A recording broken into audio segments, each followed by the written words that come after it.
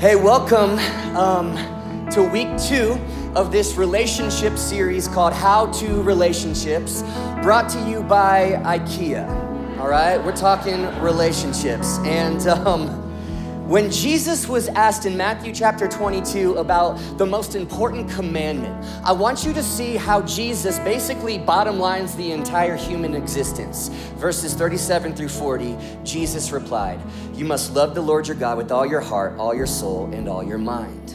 This is the first and greatest commandment. A second is equally important. Love your neighbor as yourself." And then listen to this. He says, "The entire law and all the demands of the prophets are based on these 2 commandments." In other words, relationships are everything. Beginning with your relationship with God and then overflowing into every other relationship as well. And I don't know about you, but my vertical relationship, so to speak, with a perfect God is relatively simple. But my horizontal relationships with a bunch of messed up, imperfect people just like me and just like you, not as simple. And so let's talk biblical wisdom for life's relationships. And my ask for you is that you don't hear today what you're expecting to hear, and don't hear maybe what you want to hear to reaffirm a belief you already have that God's way is oppressive and the church's way is outdated. I want to ask you to hear exactly what I say and nothing I'm not. And I want to ask for your permission to paint with broad strokes because I have to, knowing that something might not be subjectively true for everybody. Listen to this. I am not clinging to tradition. I am committed to truth.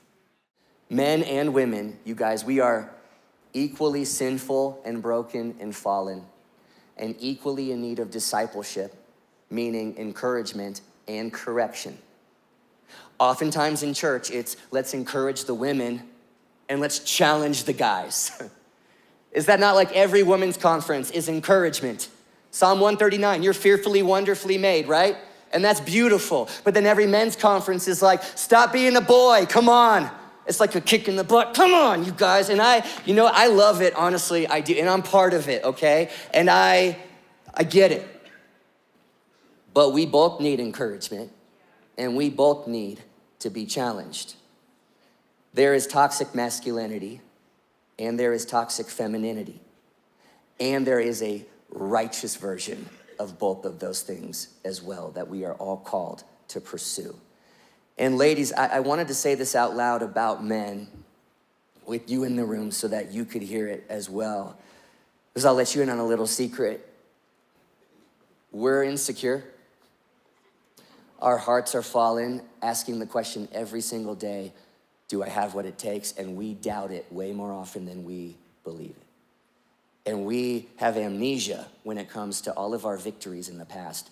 And we remember perfectly every time that we have failed.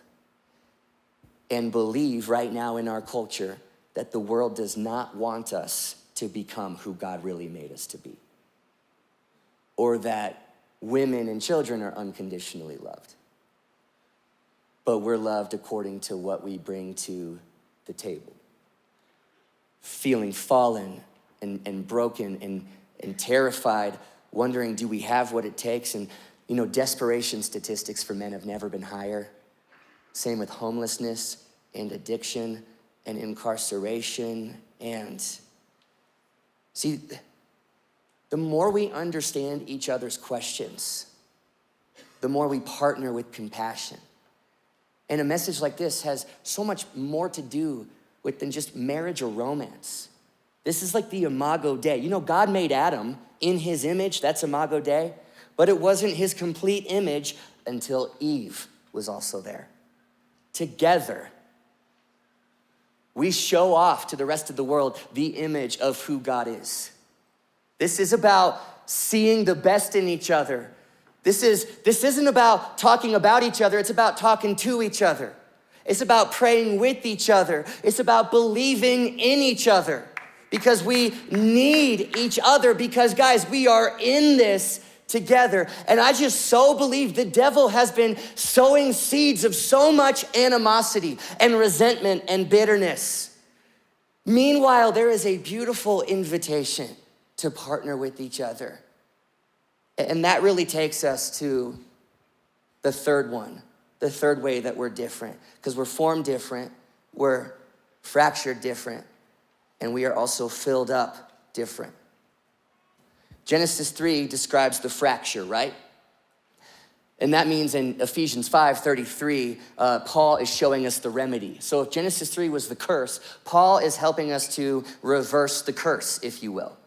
So Paul says this in Ephesians 5:33. So again, I say, and this is about marriages, but it's so informative, you guys, to just men and women, generally speaking. So again, I say, each man must love his wife. Why?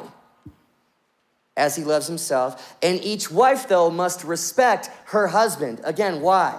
Because those are two different things. Husbands, love your wives. Maybe a better word is cherish her. Why? Because she's asking if she's enough. Wives, respect, I think a better word, champion your husband. Why? Because he's wondering if you believe he has what it takes.